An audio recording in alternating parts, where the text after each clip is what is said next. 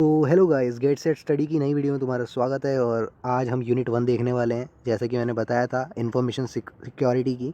और यूनिट 1 से रिलेटेड ये कुछ 10 पेजेस हैं, जिसका लिंक मैं तुम्हें डिस्क्रिप्शन में भी दे ही दूंगा। बस तुम्हें यहाँ पे सुनना है, ठीक है। अगर तुम खुद से पढ़ना चाहते हो पढ़ सकते हो, मगर बोर ना हो जाओ और कोई एक्सप्लेन करने वाला चाहिए तो मैं हूँ, ठीक है। तुम इसको ऑडियो रूप में सुन सकते हो या फिर वीडियो भी देख सकते हो, ठीक है, क्योंकि लिखा हुआ है, अगर तुम देखोगे भी तो ज़्यादा रहेगा। अगर तुम इधर उधर जा रहे हो, कॉलेज के लिए निकल रहे हो बस में या मेट्रो में हो, तो जैसे मर्जी आप तुम देख सकते हो, ठीक है। तो देखते हैं पहला question, what is information system.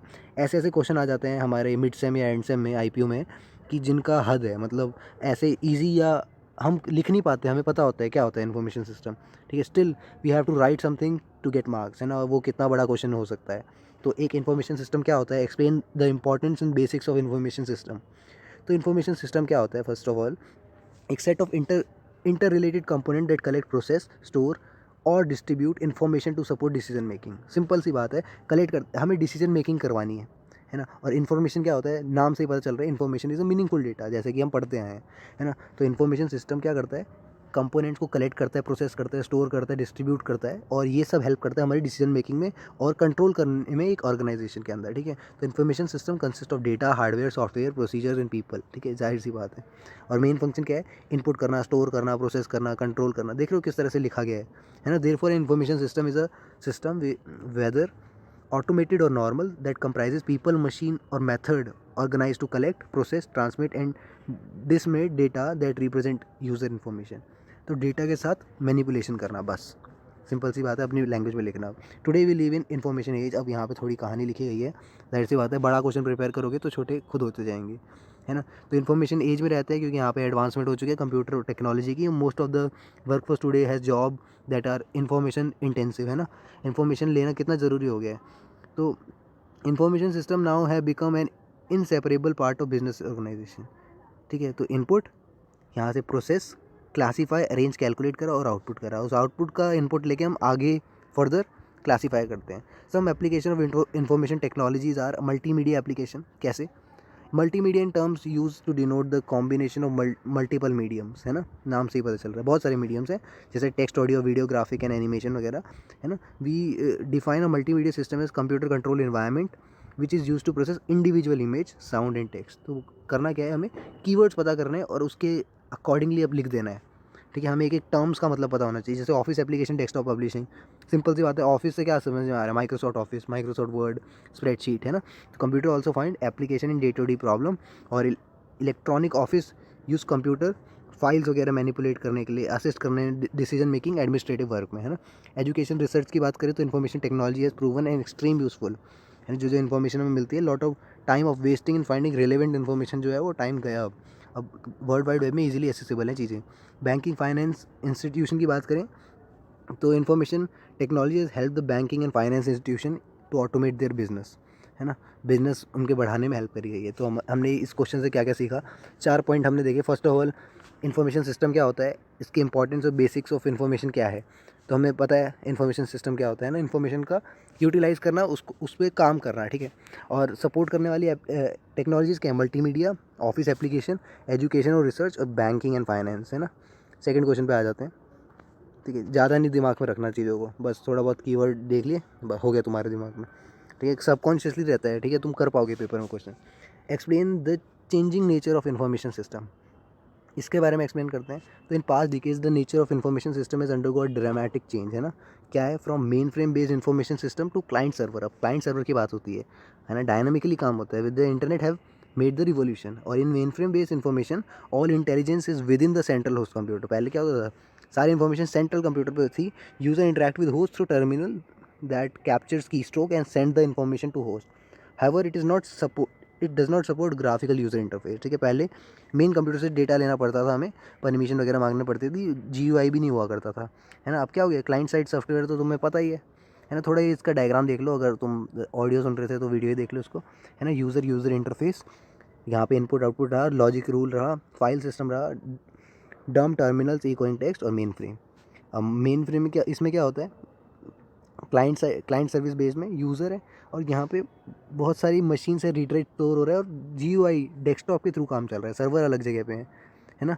यहाँ मेन फ्रेम थे, यहाँ क्या है, सर्वर्स है। अब देखो, what is the need of distributed information system in globalisation of business. अच्छा, बहुत ही बोरिंग से सवाल। बोलने कि सिस्टम डिस्ट्रीब्यूटेड क्यों होना चाहिए ग्लोबलाइजेशन की बात में, है ना। तो अब बिजनेस क्या होते हैं, geographically bound as globalisation has become the mantra of success in digital economy, है ना। ई बिजनेस करना है तुम्हें तो इधर सर्वर उधर काम, ऐसे पूरा ग्लोबली काम होता है। We are in realm of not only terabyte of data but also multimedia multi geo order of information. बहुत बड़ी बड़ी बातें कर देनी है, ठीक है। और जो जो चीज़ें हैं डिजिटल मार्केट्स या एक्सटेंडेड एंटरप्राइजेस वगैरह डाल डूल के ये आंसर तुम्हारा हो जाएगा। अगली बात आती है, what is the role of internet in web services.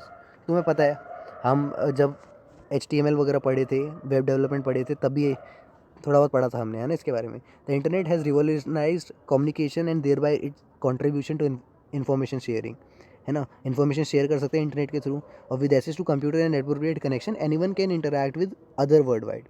एक जाहिर सी बात है, इंटरनेट से हम इन्फॉर्मेशन ले सकते हैं और दे सकते हैं, कितना अच्छी बात है। तुम्हारे घर पे केक बनाया, तुमने डाल दी इंस्टाग्राम पे, है ना, तो वही सारी चीज़ें हैं। और किसी के घर पे केक बनाया, अब तुम्हें एग्जैक्टली वैसे ही केक चाहिए तो तुमने डाउनलोड कर ली इंस्टाग्राम से। तो वेब सर्विसेज क्या है, self contain modular application that can be describe publish located and invoked over network, is generally world wide web. तो web service have been proven to give a strong return on investment, यानी ROI देते हैं, है ना। जो investment लगाई जाती है उसका रिटर्न आता है। And based information more adaptable, they also bring productivity flexibility और लो मेंटेनेंस, ठीक है। तुम्हारी दुकान इंटरनेट पे तो काफ़ी कम मतलब फ्लेक्सिबिलिटी रहती है, मेंटेनेंस कम पड़ता है, और प्रोडक्टिविटी तो बहुत हाई। तो what are information system and threats in attack, ये क्या चक्कर है भाई। देखो, थ्रेट्स क्या होते हैं, पहले threat is a possible event that can harm an information system. तुम्हें एक बार खुद से पूछो, क्या तुम्हें नहीं पता होता तो तुम लिख नहीं पाते क्या। थ्रेट यानी खतरा, है ना। अटैक यानी किसी ने अटैक कर दिया, है ना, इस तरह से सोच सकते हैं। थ्रेट क्या है कि जो भी पॉसिबल हार्म हो सकते हैं हमारे सिस्टम में, क्या क्या, तुमने टाइपिंग मिस्टेक कर दी, है ना, कोई कॉन्फिडेंशियल इन्फॉर्मेशन को लीक कर दिया, तो ह्यूमन एरर हो गया पहला। सिक्योरिटी थ्रेट है 4 सोर्सेज, 4 प्रिंसिपल सोर्सेज, कौन से। ह्यूमन एरर, कंप्यूटर अब्यूज़ और crime, third is natural and political disaster, और fourth is failure of hardware और सॉफ्टवेयर। चारों डिस्कस करते हैं। पहला कर चुके हैं ह्यूमन एरर की, हमने ही कॉन्फिडेंशियल इन्फॉर्मेशन डिस्क्लोज कर दी। सेकेंड है कंप्यूटर अब्यूज़, यानी in generic example in when a person intend to be malicious and start to steal information from site, है ना। तो ये तो क्राइम हो गया, कंप्यूटर अब्यूज़ हो गया, ठीक है, जब मलेशियस काम होता है। तो नेचर एंड पॉलिटिकल डिजास्टर में क्या होता है, नेचुरल कैलामिटीज़ होती हैं, वॉर या रॉयट वगैरह हो गए, सारे कंप्यूटर डिस्ट्रॉय हो गए, है ना। और फेलियर ऑफ हार्डवेयर सॉफ्टवेयर क्या होता है, माल फंक्शन आ जाता है, या सॉफ्टवेयर में एरर हो बनाने में, है ना, वो भी एक, सब कुछ ह्यूमन एरर है। अल्टीमेटली एट पॉइंट जो है ह्यूमन की वजह से ये दिक्कत है। अच्छा, security threats related to computer crime और अब्यूज़ क्या होते हैं, impersonation, Trojan horses, logic bomb, computer virus, पढ़ा होगा तुमने, है ना। ये लॉजिक बॉम्ब कर देते हैं हमारे कंप्यूटर को, हैक करने की कोशिश। सलामी टेक्निक जो है बहुत अच्छी है, शायद नीचे आएगी भी, बताऊंगा, है ना। स्पूफिंग, सुपर जैपिंग, ये तुम्हारे में इंटरेस्ट डेवलप हो रहा है ना, तो इन सब कीवर्ड्स को सर्च कर सकते हो इंडिविजुअली और पता लगा सकते हो। फिर आता है इम्पर्सनेशन। अब देखो ये सब क्या है, ये सब किसके बारे में पढ़ रहे हैं हम, क्राइम या अटैक की बात कर रहे हैं। ये सब क्या है, अटैक ही तो है ना। तो इम्पर्सनेशन यानी the impersonation enjoys the privilege of a legitimate user, है ना। तुमने किसी के कंप्यूटर को, किसी के सिस्टम को बंदी बना लिया, है ना। अब तुम वो जो काम करना चाहता है वो नहीं कर पा रहा, तुम कर रहे हो उसकी जगह, तो इंजॉय कर रहे हो प्रिविलेजेस जो उसको होनी चाहिए थी। ट्रोजन हॉर्स मेथड क्या है, concealing within an authorise program a set of instruction that will cause unauthorised act, है ना। कि तुमने अनऑथराइज्ड काम करवा दिया, हमने गेम के लिए डाउनलोड करा था इस फाइल को, और तुम इंटरनली कुछ और काम कर रहे हो। लॉजिक बॉम्ब क्या है, unauthorise instruction which stay dormant until a specific event occur, ठीक है, वैसे छुपे रहते हैं, अगर कोई इवेंट होता है उनका फेवरेबल तुरंत अफेक्ट कर देते हैं। कंप्यूटर वायरसेस क्या होता है, segment of code that are able to perform malicious act, है ना। तो ये वायरस हो गया। बॉम्ब क्या होता है, independent program that make and transmit copies of themselves through telecommunication. अच्छा, डॉस होता है rendering the system unusable by legitimate user, बताया था, है ना। देखो सलामी टेक्निक ये है, diverting small amount of money from large number of account maintain by the system, है ना। कि अगर तुम बहुत जो मिलियंस में डील कर रहा है उसमें से तुम सिर्फ कुछ डॉलर्स निकालोगे, फ़र्क पड़ेगा नहीं ना। तो ऐसा ही हमें बहुत सारे सिस्टम के साथ कर देना कि शक भी ना हो। डेटा लीकिंग होता है, वायर टेपिंग होता है, tapping computer line to obtain information, है ना। जहाँ से इन्फॉर्मेशन ट्रैवल हो रही है तुम वहीं सोर्स चेंज कर दो, ये सारी चीज़ें आ जाती हैं। फिर आते give and classification of threats and assessing damages. Give how you will classify threats and assessing damages, है ना, तुम कैसे क्लासीफाई करोगे। देखो थ्रेट्स जो होते हैं, थ्रेट्स क्या होते हैं, इनमें ये सारी प्रॉपर्टी होती हैं, 5 प्रॉपर्टी होती हैं, ध्यान से सुन लो, याद हो जाएगा। पहला है एसर्ट। एसर्ट क्या होता है, asset is something of value to the organisation, है ना, बोलते हैं ना ये एसर्ट है हमारा, यानी इन्फॉर्मेशन इलेक्ट्रॉनिक फिजिकल जैसा भी हो, यूनिक होती है वो, है ना।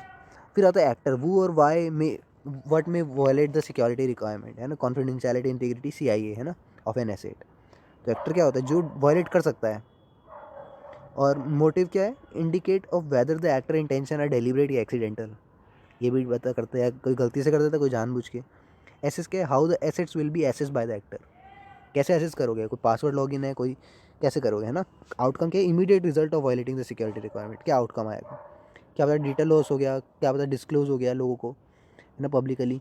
तो फिर आता है the major category of damage resulting for threats to the information system, क्या है, डिस्ट्रक्शन ऑफ इन्फॉर्मेशन या रिसोर्सेज, है ना, क्या डैमेज आएगा थ्रेट्स की वजह से, करप्शन हो जाएगा, क्या पता रिमूवल हो गया डेटा का, क्या पता डिस्क्लोज हो गया, वही सारी बातें हैं, मॉडिफाई हो गया, इंटरप्ट हो गया, एसेस करना, यानी जिसको एसेस करना है वही नहीं कर पा रहा।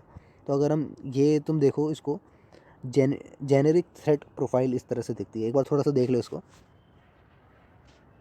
है ना। क्या लिखा है इसमें, critical asset, network asset, inside outside. Inside क्या होता है, एक्सीडेंटल डेरिब्रेट हो गया, फिर यही सारी है, डिस्क्लोज हो गया, मॉडिफाई हो गया, लॉस डेटा, इंटरप्रिटेशन, है ना, इंटरप्शन जो भी है। तो 5 कैटेगरी ऑफ लॉजिकल और फिजिकल एसेट्स होते हैं।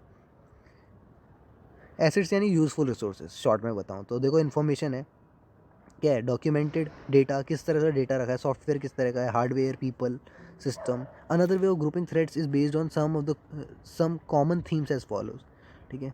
अभी हम 7th क्वेश्चन पे आने वाले हैं, जल्दी हो जाएगा, ठीक है, बोर मत हो, क्योंकि ये पेपर में भी आएगा, तो एक बार देख लो, कीवर्ड्स बोल रहा हूँ बस। Human actor using network access, human actor using physical access, है ना, ये सब क्या है, थ्रेड्स को ग्रुप कर रहे हैं कि वो एक आदमी जो है वो किस तरह से हमारे लिए खतरा है, हमारी कंपनी के लिए, इस तरह से सोचो, सिस्टम में प्रॉब्लम कर दे, क्या कोई और प्रॉब्लम हो जाए, है ना, ठीक है, मतलब अटैक नहीं कर रहा वो, हमें कुछ भी हो सकता है, ह्यूमन एरर हो जाए या कोई डिज़ास्टर आ जाए। अब 7th क्वेश्चन पे आते हैं, what are the security challenges faced by the mobile device. अच्छा, ये मोबाइल डिवाइस में क्या होता है, जर्नली जो है बहुत ज़्यादा लोगों के पास मोबाइल है as compare to laptop computers, है ना। Mobility brings 2 main challenge information system में, on the handle device information is being taken outside the physical control environment, है ना, and remote access back to the protected environment is being granted.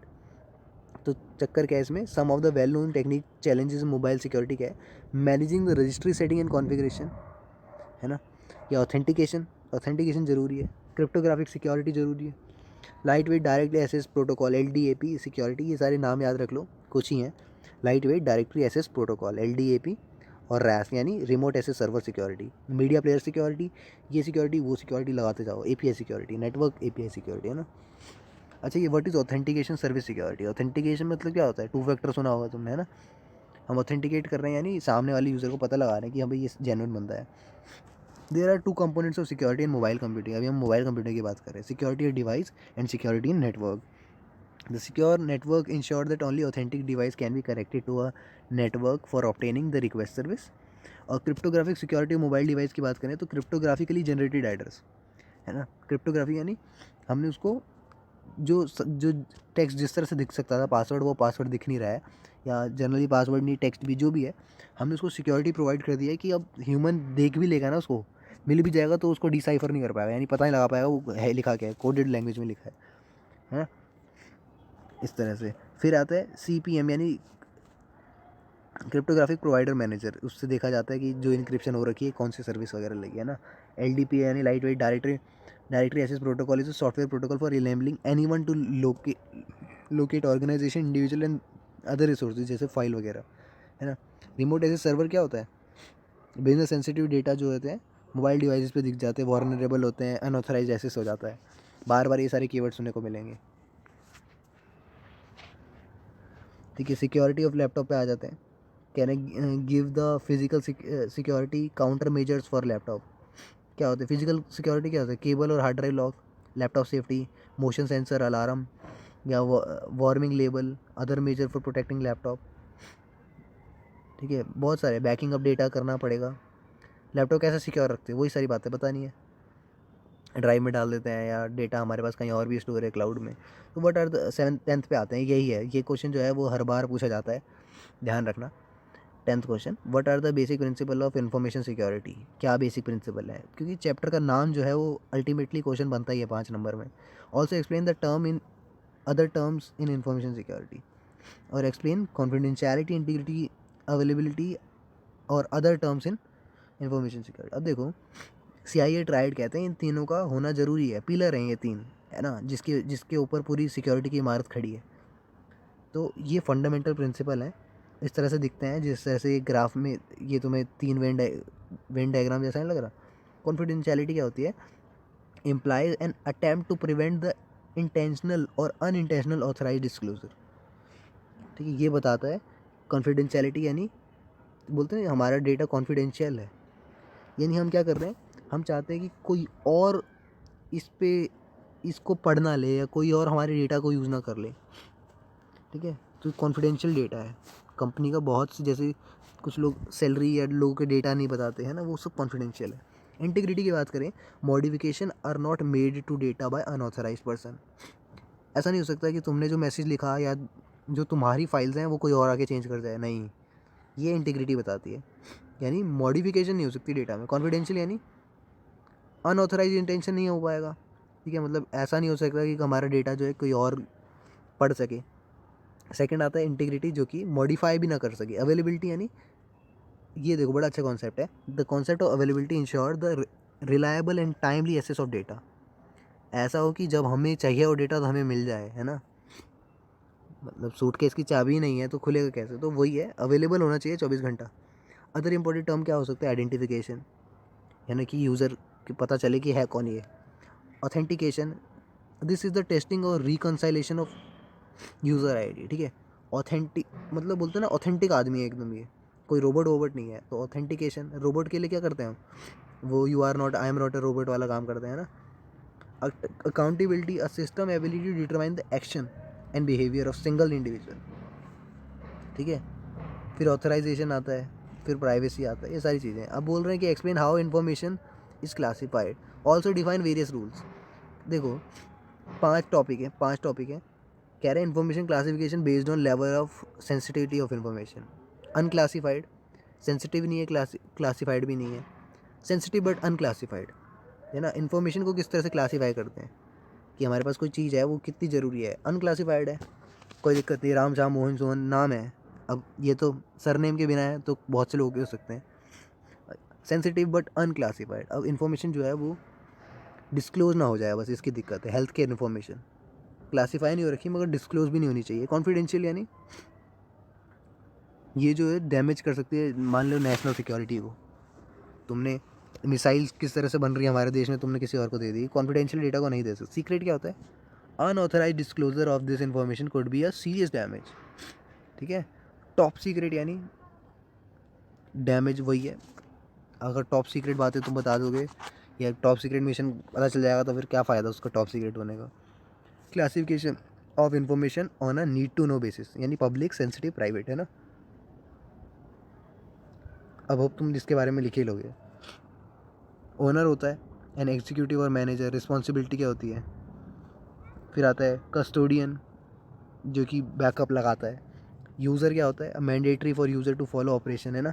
इन सब का काम है अपना अपना सही से करना चाहिए इनको, बस यही था इसमें। चैप्टर 1 हमारा हो गया है, और जिस तरह का टॉपिक है ये वैसा ही है ये, है ना। इसके बारे में क्या ही बोल रहा हूँ। तो ये हिस्ट्री ऑफ इंफॉर्मेशन सिस्टम थी यूनिट 1 में। होप तुम्हें पसंद आई हो, समझ आई है तो लाइक कर देना, और चैनल पे नए हो सब्सक्राइब करना। मिलते हैं अगली वीडियो में।